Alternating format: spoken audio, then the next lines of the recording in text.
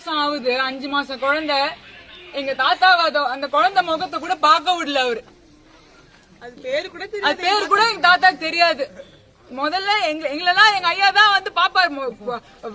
பிறக்கிறதுக்கு முன்னாடி ஆஸ்பத்திரியில இருப்பாரு. அவர் முதல் குழந்தை பிறந்தப்ப எல்லாம் வெளியே நின்றுட்டு இருந்தாரு. டாக்டர் கிட்ட பேசிட்டே மாசம் போன் பண்ணுவாரு, எப்படி இருக்க நீ இந்த முறை. அவர்கிட்ட போய் நான் செய்தி சொன்னதோட சரி. அதுக்கப்புறம் நான் அவரை பாக்கல.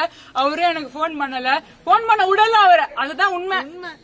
அவர் அப்படியே ஒரு இது மாதிரி அங்க வச்சுக்கிட்டு நேத்து கூட பாத்துப்பீங்களே நீங்க. ஐயா வந்து அங்க போயிட்டு வாங்க நீங்க வாங்க இங்க வந்து நீங்க பிரச்சாரம் பண்ணுங்கன்னு அவரை கூட்டிட்டு போய், அவர் எப்படி இருந்த மனுஷன், ஒரு 87 வயசு மனுஷன். உங்க அப்பாவுக்கு இந்த மாதிரி எல்லாம் இருந்தா நீங்க என்ன பண்ணுவீங்க? அவர் வந்து சந்தோஷமா இருங்கப்பா, நீங்க வீட்டுல இருங்க, நீங்க அலையாதீங்க வெயில் அப்படின்னு நம்ம சொல்லுவோம்.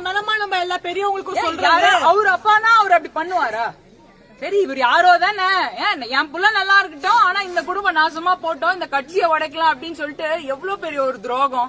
மயங்கி விழற அளவுக்கு போட்டு எல்லா இடத்துக்கும் கூட்டிட்டு போகணும் என்னமா அவசியம்? நம்ம ஐயாவை கஷ்டப்படுறதுக்கு என்னமா அவசியம் இருக்கு? ஐயா இல்ல, அந்த ஆம்புலன்ஸ்ல உட்காந்துட்டு எங்களோட சின்ன அத்தை கால் பண்றாரு, எனக்கு பயமா இருக்கு அப்படின்னு ஐயா அழுதுகிட்டே சொல்லிருக்காரு.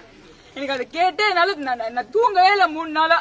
அவரை போய் பாக்கலாம்னா அதுவும் பார்க்க முடியல. இதுக்கெல்லாம் ஒரே ஒரு ஆள் தான் காரணம். நான் உங்ககிட்ட நான் வேற எதுவும் கேட்க வரல. நீங்க வந்து அந்த துரோகிய தயவு செஞ்சு மன்னிக்காதீங்க. நீங்க யாரும் அந்த துரோகிய மன்னிக்காதீங்க. அந்த குடும்பத்தை மன்னிக்காதீங்க. அந்த துரோகிக்கு வாய்ப்பு தராதீங்க இந்த இடத்துல. எங்க குடும்பத்தை பிரிச்சவங்க எப்படிமா உங்களை நல்லா பாத்துக்க முடியும்? நல்லா சந்தோஷமா இருந்தோம்மா.